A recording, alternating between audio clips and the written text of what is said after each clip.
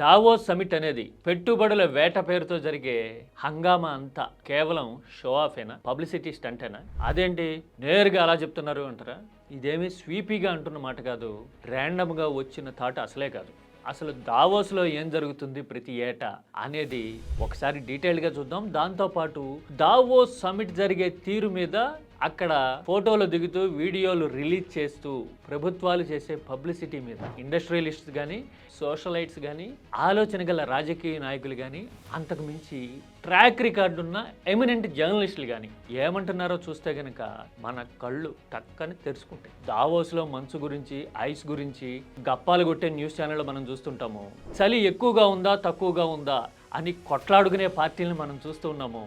అన్నిటికీ మించి ఇక్కడి నుంచి స్పెషల్ ఫ్లైట్లు అక్కడికి వేసుకెళ్ళి ఇక్కడ రాజకీయాలు మాట్లాడే తుచ్చమైన ఎత్తుగడల్ని, మైండ్ సెట్లని కూడా గమనిస్తూ ఉన్నాం కదా కొద్ది రోజులుగా. మరి ఇన్ని చూసిన మనం అసలు దావోస్ ఒరిజినల్ ముఖ చిత్రం ఏంటో చూడాలి కదా వద్దా? వాస్తవాలు తెలుసుకోవాలంటే మాత్రం ఈ వీడియో ఖచ్చితంగా చూడండి. దీంట్లో ప్రాక్టికల్ సిచ్యువేషనే కాదు, ఎమినెంట్ రియాక్షన్స్ కూడా ఎలా ఉన్నాయో చూపించబోతున్నా నేను. అందరూ నన్ను ఎగతాళి చేశారు. 420 అన్నారు, ఈయనకేమీ రాదన్నారు, ఈయన చేసేదంతా వేస్ట్ అన్నారు.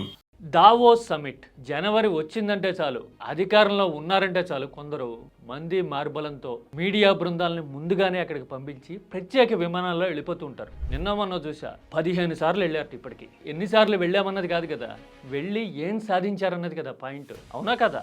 ఈ లెక్కన అసలు దావోస్ సమిట్లో ఎవరుంటారు, ఏం జరుగుతుంది అనేది ముందుగా చూద్దాం. దావోస్ అనేది స్విట్జర్లాండ్లో హై ఆల్టిట్యూడ్లో ఉండే ఒక ప్రత్యేకమైన ప్రాంతం. నాట్ ఇన్ ఫ్యాక్ట్ నగరం అంటానికి కూడా కొన్ని లిమిటేషన్స్ ఉన్నాయి, దానికి అనలేం పూర్తిగా. ఎందుకంటే మనకి అర్థమయ్యే భాషలో చెప్పాలంటే రిసార్ట్ అంటారు చూసారా, ఆ టైపులో టెంపరరీ టెంట్స్, స్ట్రక్చర్స్ ఏర్పాటు చేసి వరల్డ్ ఎకనామిక్ ఫోరం సమిట్ పేరుతో సమావేశాలు పెడతారు.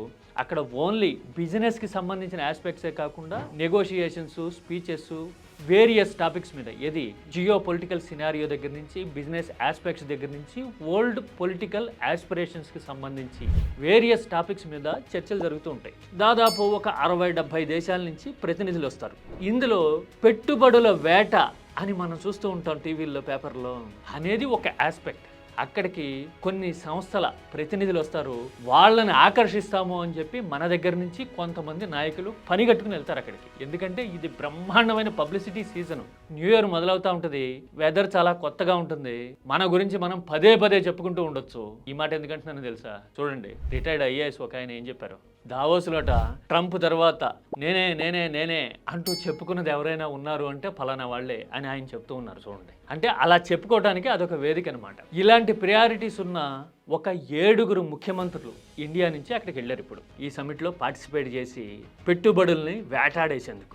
భారీ స్థాయిలో ఒప్పందాలు కుదిరిపోయాయి అని చెప్పడము, లక్షల్లో ఉద్యోగాలు వచ్చేస్తాయి అని ప్రకటించడం కూడా మనం పదే పదే చూస్తాం కదా. అయితే దావోస్లో కుదిరే ఒప్పందాల శాంక్టిటీ ఎంత, క్రెడిబిలిటీ ఎంత, రిలయబిలిటీ ఎంత, ఒప్పందం గ్రౌండింగ్ అయిన అంటే రియాలిటీలోకి ట్రాన్స్ఫార్మ్ అయిన హిస్టరీ ఎంత ఉంది అనేది తెలియాలంటే కొన్ని ఫ్యాక్ట్స్ చెక్ చేయాలి మనం. అవేంటో మీరు స్క్రీన్ మీద చూస్తున్నారు ఇప్పుడు. దావోస్లో కుదిరే మెమోరాండమ్ ఆఫ్ అండర్స్టాండింగ్, MOUs ఏవైతే ఉన్నాయో అవి కేవలం ఇన్ఫార్మల్ పార్ట్నర్షిప్స్ అంటే అనౌన్స్మెంట్సే తప్ప ఎన్ఫోర్సబుల్ లీగల్ కాంట్రాక్ట్స్ కానే కాదు. అంటే ప్రత్యేకంగా ఇక్కడ కుదిరిపోయాయి అంటే పెట్టుబడులు వచ్చేసినట్టు కాదు, జస్ట్ అనౌన్స్మెంట్స్ అని. తర్వాత ఇంకొకటి, ఇలాంటి ఒప్పందాలు రియాలిటీలోకి ఎంతవరకు కన్వర్ట్ అయ్యాయి అంటే చూడండి, ఇక్కడ క్లియర్ కట్గా ఒక లెక్క ఉంది. 2025లోట మహారాష్ట్ర అనే ఒక రాష్ట్రం 10 లక్షలకు పైగా ఒప్పందాలు కుదిరేశాయి, పెట్టుబడులు వచ్చేసాయి మా రాష్ట్రంలో అని ప్రకటించిందిట. తీరా చూస్తే అందులో ఏవి సింబాలిక్ గా అయినా గ్రౌండ్ కాలేదు అని రీసెర్చ్ చెప్తా ఉంది. అంటే చెప్పే మాటలకి జరిగే పనులకి రియాలిటీకి మధ్య పొంతనుండదు అని చెప్పడానికి ఇది ఒక ఎగ్జాంపుల్. తర్వాత ఇంకొక బ్యూటిఫుల్ అబ్జర్వేషన్ ఏంటో తెలుసా, దావోస్కి వచ్చే కంపెనీల పర్ఫార్మెన్స్ అంతంత మాత్రంగా ఉంటుందని ఫార్చ్యూన్ 500లో కానీ అలాంటి ఎమినెంట్ ట్రాక్ రికార్డు ఉన్న కంపెనీలు కానీ అక్కడికి వచ్చే అవకాశాలు తక్కువ అని కూడా రీసెర్చ్ డేటా చెప్తా ఉంది. ఎందుకు అంటే అది జస్ట్ ఒక షో ఆఫ్ వేదిక కాబట్టి రిలేషన్స్ కుదుర్చుకొని కొత్త ఆపర్చునిటీస్ ఏమన్నా పట్టుకోవచ్చా అని స్ట్రగుల్ అవుతున్న ఇండస్ట్రియల్ గ్రూప్స్ మాత్రమే దావోస్ను ప్రిఫర్ చేస్తాయి అనేది సారాంశం. ఇది రీసెర్చ్తో చెప్పిన మాట. గత ఏడాది కుదిరిన ఒప్పందాల పనితీరును చూసినా, అక్కడికి వస్తున్న కంపెనీల ట్రాక్ రికార్డును చూసినా, అలాగే చేస్తున్న ప్రచారాలు, చెబుతున్న నెంబర్లు ఎంత ట్రాన్స్ఫార్మ్ అవుతున్నాయి రియాలిటీలోకి అని చూడాలనుకున్నా కానీ ఇదే ఆధారం కదా. ఆ తర్వాత ఇక్కడి నుంచి అక్కడికి వెళ్ళి ఇండియన్ కంపెనీలతో సమావేశాలు కావడం మీద ఇది మన ముఖ్యమంత్రులు చాలా జోకులు పేలుతా ఉన్నాయి. ఆన్లైన్లో అన్నిటికీ మించి చాలా తీవ్రమైన సునిశ్చితమైన విమర్శలు వస్తూ ఉన్నాయి. ఇండియన్ ఎంటర్ప్రెన్యూర్స్తో ఇండియాలోనే సమావేశం కావచ్చు కదా, ఇంత ట్యాక్స్ పేయర్స్ మనీ ఖర్చు పెట్టి ప్రత్యేక విమానంలో అక్కడికి వెళ్లాల్సిన అవసరం ఏంటి? ఇలాంటివి చూస్తే చాలా సిగ్గుచేటు అనిపిస్తుంది అని కామెంట్లు ఇప్పుడు కోకొల్లలుగా కనబడుతున్నాయి. అందులో కొన్ని ఎమినెంట్ పర్సనాలిటీస్ ఇవి నేను పిక్ చేస్తున్నా. చూడండి, మీరు చూస్తున్నారు కదా, సుచేత దలాల్ ఏమంటున్నారు? పిఎంఓకి తెలియట్లేదా ఇదంతా? ఎందుకు ఈ ముఖ్యమంత్రులు వీళ్ళందరూ ఇక్కడి నుంచి అక్కడికి వెళ్ళి ఎంఓయూల పేరుతో హడావుడి చేస్తారు? అవే ఒప్పందాలు మన ముంబైలోనో, మధ్యప్రదేశ్లోనో, అస్సాంలోనో, ఆంధ్రప్రదేశ్లోనో చేసుకోవచ్చు కదా, డబ్బులన్నా కలిసి వస్తాయి కదా అని ఈమె అంటూ ఉన్నారు. ఇంతకీ సుచేత ఎవరో తెలుసా? ఈమె ఒక ఎమినెంట్ జర్నలిస్టు. తర్వాత ఈమె సోషల్ మీడియా ప్రొఫైల్ చూస్తే నరేంద్ర మోడీ సుచేత దళాల్ని ఫాలో అవుతున్నారు. అది ఆమె స్టేచర్. అంటే ఆమె చెప్పే మాటకి ఎంత వెయిటేజ్ ఉంది అని అనుకోవాలి.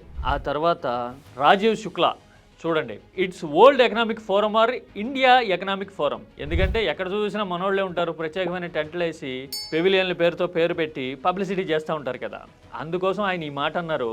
Actually it has become status symbol or show off to go to Davos. అంటే కేవలం పబ్లిసిటీ స్టంట్ అయిపోయింది దావోస్ అనేది అని రాజీవ్ శుక్లా అంటున్నారు. ఈయన ఎవరో తెలుసు కదా, ఎంపీగా అటు బీజేపీతోనూ ఇటు కాంగ్రెస్తోనూ సన్నిహిత సంబంధాలు ఉన్నవాడు.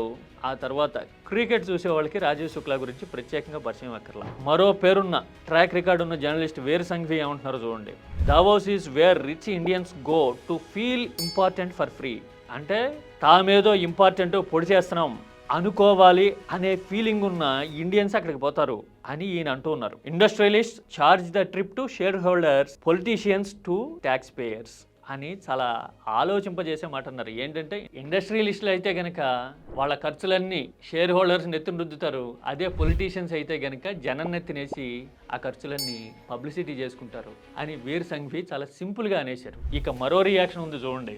డెరిక్ ఓబ్రెయిన్, ఈయన తృణమూల్ ఎంపీ, పార్లమెంటు ఉభయ సభల్లో ఉన్న ఎంపీల్లో అత్యంత మేధావి ఎవరు అంటే చాలా మంది ఈయన పేరు చెప్తారు. ఆయన ఏమంటున్నారు?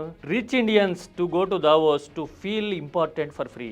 ఒక్క మాటలో చెప్పేశాను అని అంటున్నారు. చూసారా? అంటే మేమేదో చేసేస్తున్నాము, మేము చాలా ఇంపార్టెంట్, ఇన్ఫ్లుయెన్షియల్ అని ఫీల్ అవ్వాలనుకున్న వాళ్ళందరూ దావోస్ పోతారు. జర్నలిస్టులు చూసినా, ఆలోచన గల పొలిటీషియన్స్ని చూసినా, సోషలిస్ట్ని చూసినా దావోస్ గురించి ఇలా మాట్లాడడం కనపడుతూ ఉంది. వేరాజ్ మనోళ్ళు మాత్రం దావోస్ పేరుతో ఏటా హంగామా చేయడము, అసలు బ్రాండ్ అంటే మాదే అని చెవులు చిల్లులు పడేలాగా డప్పులు కొట్టడము, మీడియాలో పబ్లిసిటీ చేసుకోవడం కనపడుతూ ఉంది. తీరా చూస్తే దావోస్ నుంచి ఏం తెచ్చారు, మన రాష్ట్రానికి ఏం వచ్చాయి అని లెక్కలు చూస్తే శుష్క ప్రియాలు శూన్య హస్తాలు అంటారే అచ్చమైన తెలుగులో, అలాగా తీయటి పుల్లలు మాటలు చెప్తారు, ఖాళీ చేతులు చూపిస్తారు, లిటరల్గా చేతులు ఎత్తేస్తారు.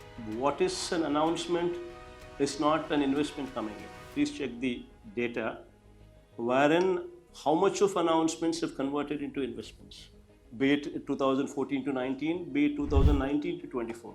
You would be surprised to know that the man who talks so much brought in, on average, if my memory goes right, less than 10,000 crores of rupees investment per annum.